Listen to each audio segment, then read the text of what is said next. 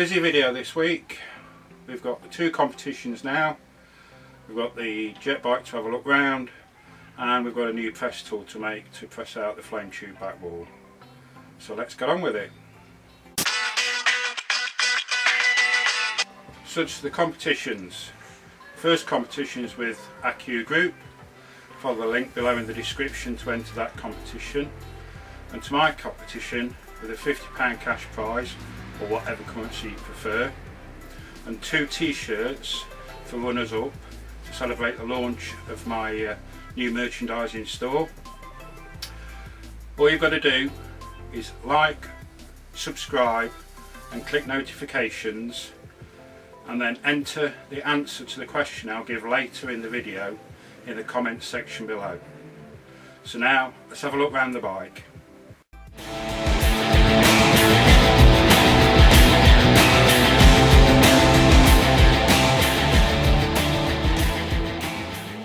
Guys, the jet bike, we'll start with the dash. We've got the fuel pressure, oil pressure, the EGT gauge, exhaust gas temperature. Basically that's probably the most critical gauge that there is on the bike. It tells us the temperature that the gases are coming out of the exhaust, and basically whether we're just melting metal or whether we're sitting on a safe vehicle. Got the P2 or the boost gauge. That kind of gives an indication of how the engine's running, as far as the revs of the engine, because what I do is I tacho the engine so I know that at a certain P2 or boost pressure the engine's basically doing a certain RPM. The engine's maximum RPM is around 66,000 RPM. We've got the ignition, we've got the oil on, we've got some warning lights, we've got the fuel pressure warning light, oil pressure warning light, and the launch control fuel control system light. Got 2 little toggle switches up here. That's a bypass switch to enable the scavenge pump to stay engaged after we've done a run, if we need to just keep circulating the oil and stop it building up in the bottom of the engine. And that's a launch control bypass switch. So then on the handlebars we've got a manual launch control switch, and then on the right hand side we've got the usual front brake. That's basically the engine kill. Fuel won't do anything unless that's pressed in, and that's fuel start. Back her over. On the left hand side you see we've got a lanyard there. That's a safety feature that if ever I came parted from the bike, it would kill the fuel and the oil system and basically stop any leakage of fuel or potential of fire, or at least minimise it. And then we've got the clutch lever, and then under here we've got the rear brake. So basically what you can see here, guys, is pretty much the core of the fuel system here.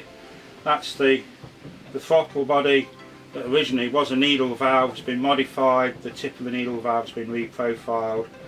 The big washer then welded onto the end with a groove in it to take the throttle cable. That links there to the twist grip throttle.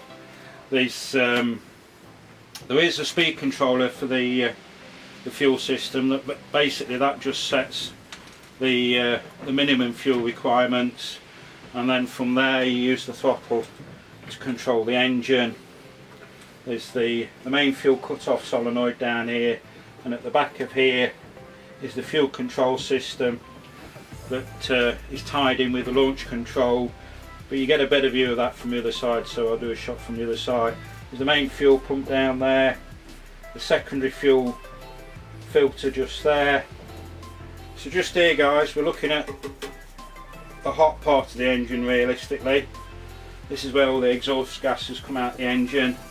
They go into what's called the NGV section. Now that originally was the NGV section out of a Rover 2S150 engine. NGV means nozzle guide vanes, and what the guide vanes do is they condition the air for it to go into the turbine wheel, which is in here in the free power section.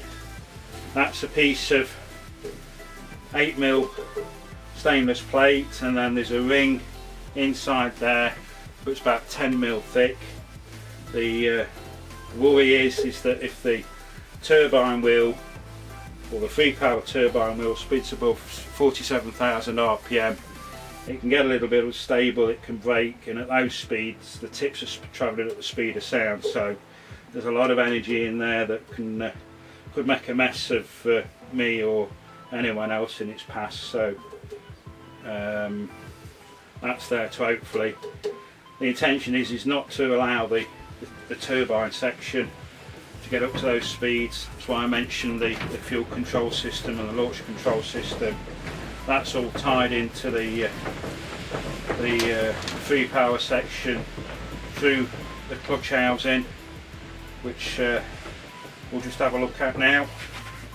We're at the back of the power plant, let's say. In there's the reduction gear. There's a shaft that comes off the back of the free power turbine wheel to there, and then that's the big reduction gear there. I think from memory it weighs about 3.5 kilos, so if you can imagine that turbine wheel spinning at let's say for argument's sake 33,000 RPM, it's an 11-to-1 reduction, so that 3.5 kilo lump of weight in there is spinning at 3,300 RPM. So there's a lot of energy being stored in there.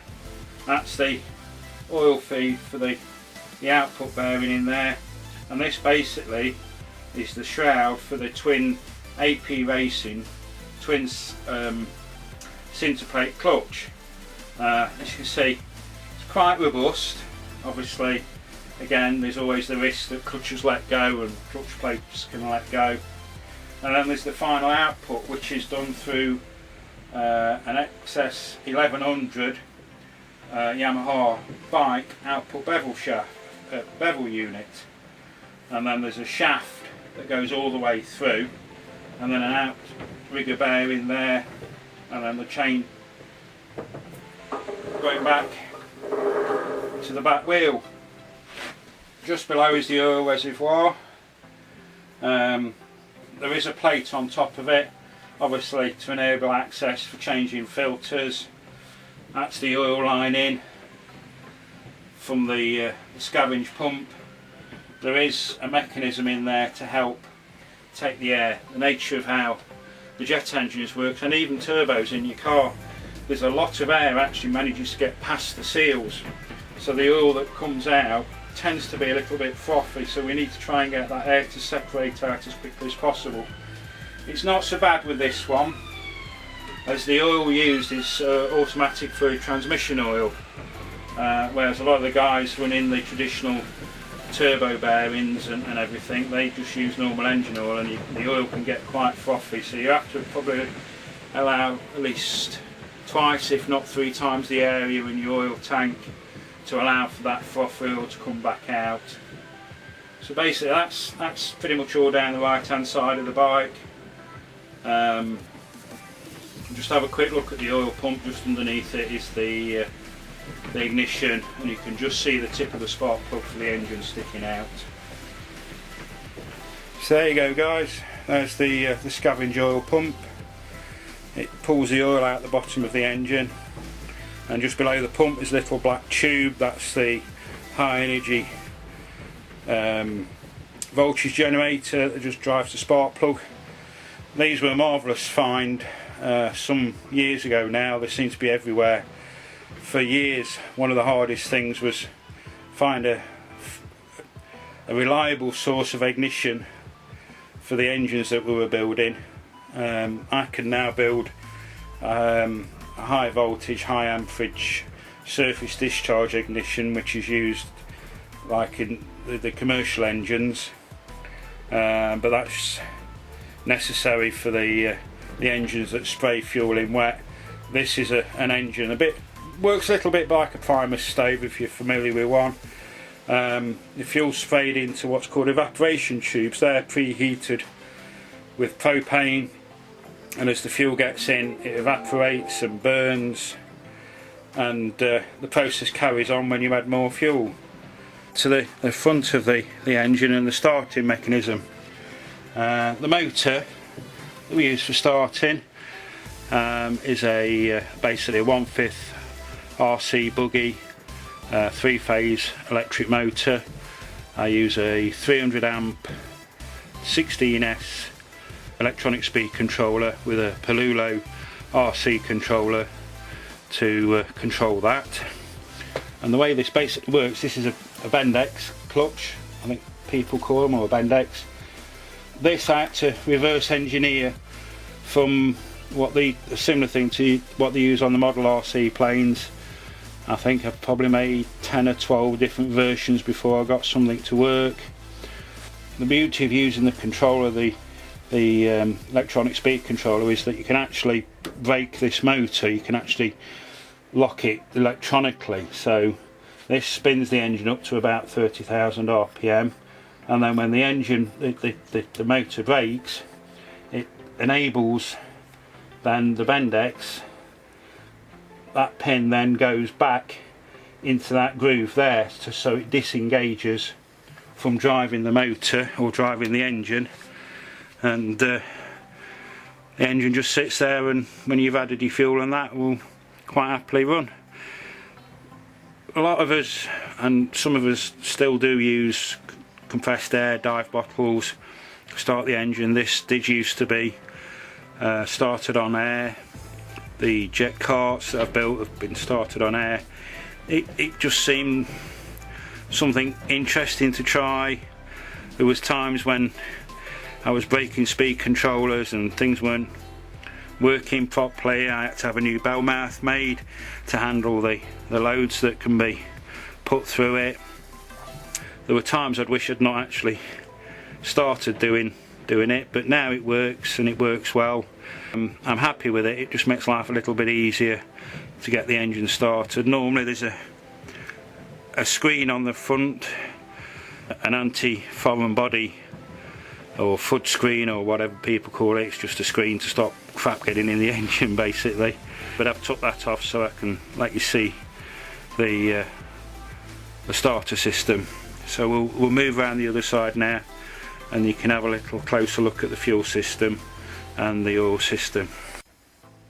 We're at the back of the clutch housing here. You can just see through there the back of the bevel box. That's the breather for the oil tank, and here we've got the mechanism that controls how the clutch goes back in, part of the launch control. We've got a check solenoid valve and a needle valve. Basically the way it works is that you pull the clutch lever in, fluid flows, opens the clutch, and then the oil stays behind the check. Is like a non-return valve. The needle valve is free flow in one direction and controlled flow in the other direction. So when the engine reaches a set P2 pressure, basically a set power setting, the circuit closes, opening the solenoid valve, which then allows the hydraulic oil to flow back towards the reservoir on the clutch master cylinder. To stop that happening too quickly, you've got the needle valve, which controls the return flow. Obviously we don't want the clutch plates to close too fast. They would probably just break, the torque would probably just tear the transmission apart. This needs some finessing. We've not had enough time on track to actually dial it into its optimum, but we've had a couple of decent launch controls. There's a video coming up now that was a low power launch, so enjoy that and we'll move on to another part of the bike.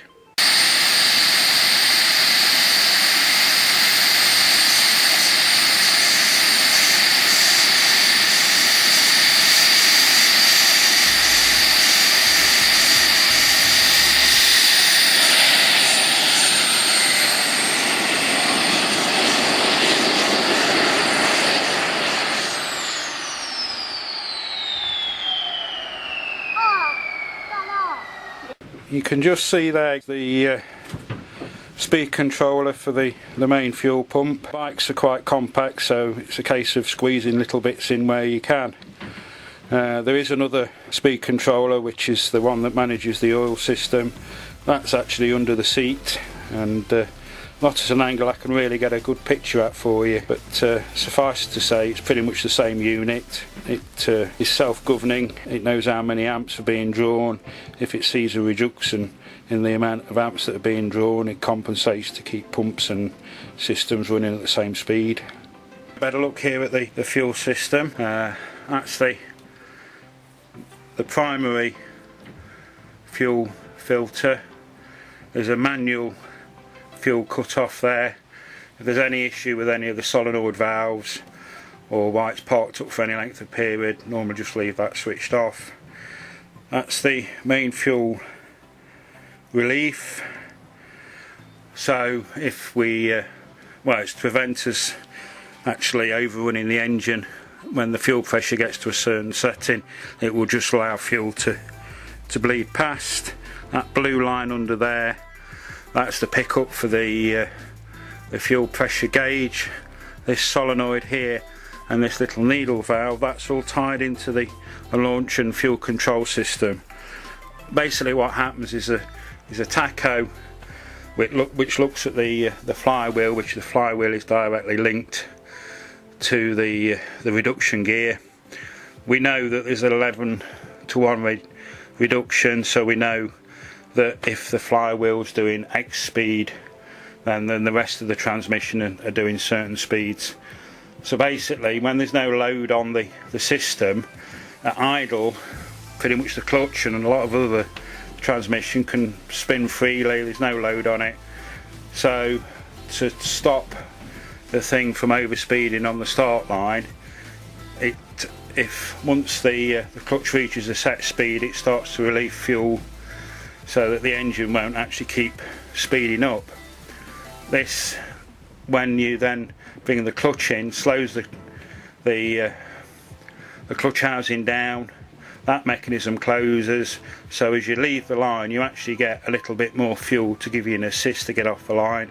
And then its other function, as I say, once you are going, what you can't afford to do is have the free power section go above 47,000 RPMs.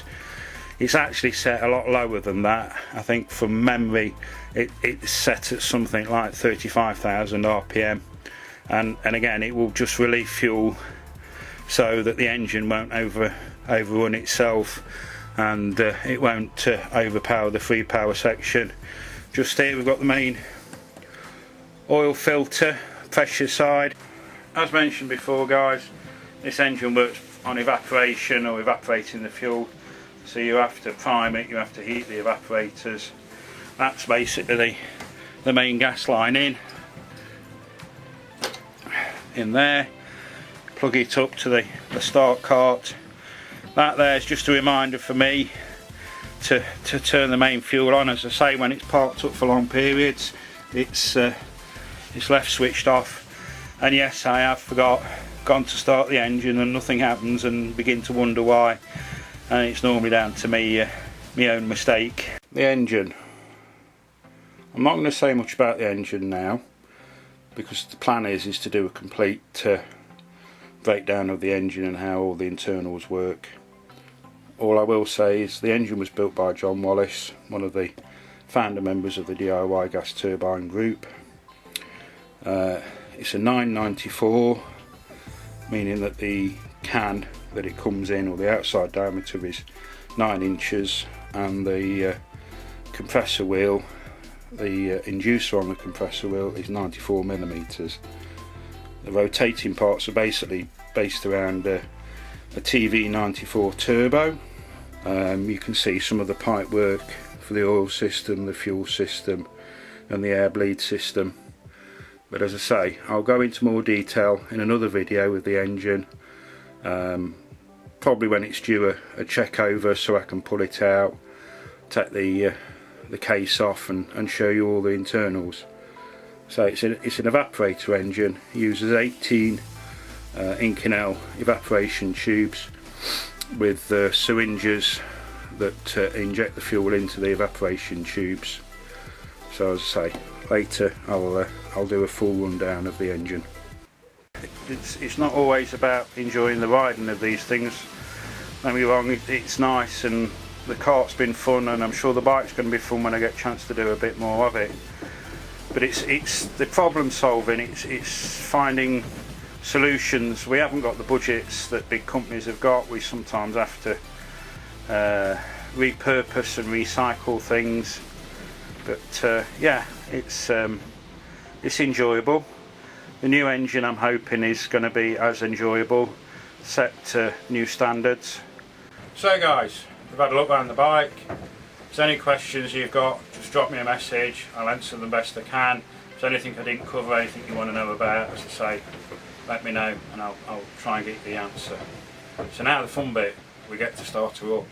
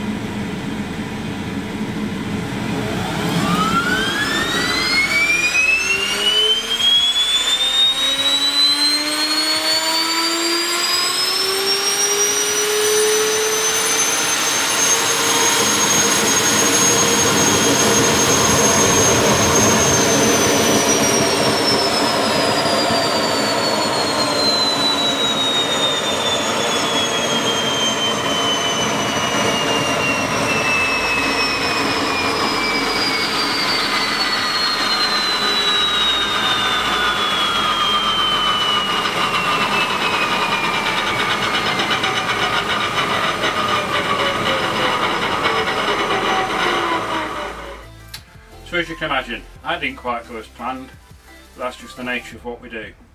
Unfortunately, the starter decided to spit the O-ring out, something it's never done before, so I'm going to have to pull it apart, have a look at what's going off, just check the engine over, make sure there's been no damage. Just so you can see how it should go, here's a quick video of a start that worked, so yeah, enjoy.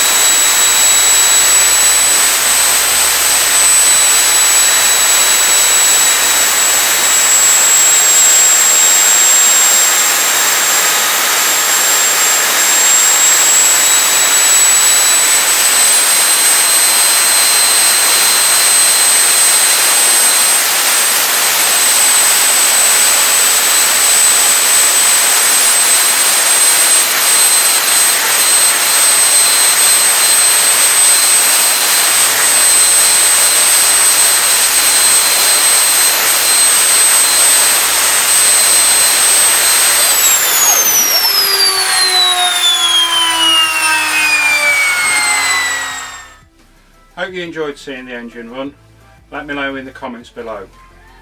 Before we have a look at the press tool for the flame tube back wall, the question for the competition, and the question is, what was the recorded speed that's in the Guinness Book of Records that Tom Bagnall achieved in the Jet Go-Kart HX Monster at Elvington last year? The answer is on the channel. It's in one of the videos, so it's easy enough to find.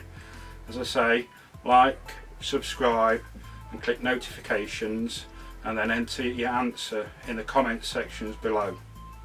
All terms and conditions will be in the description below. So good luck to everyone, and now we'll have a quick look at the press out tool for the flame tube back wall. So guys, the flame tube back wall press out tool. What we've got the back wall of the flame tube, and we need to press a 90-degree return on this piece. That will get put on there, these holes will get tapped, and that will then get bolted down on top to hold the thing in place. I've also done it this way because I was worried this might decide to just pull when it was pressed and distort the whole thing.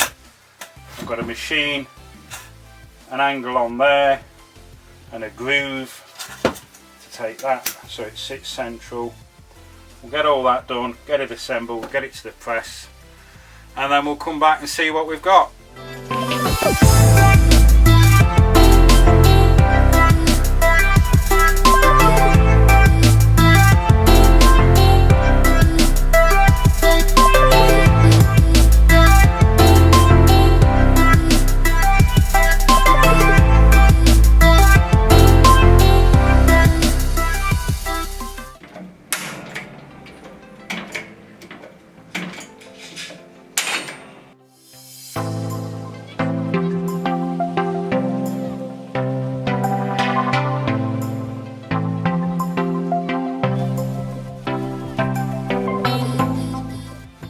That turned out quite well, I think.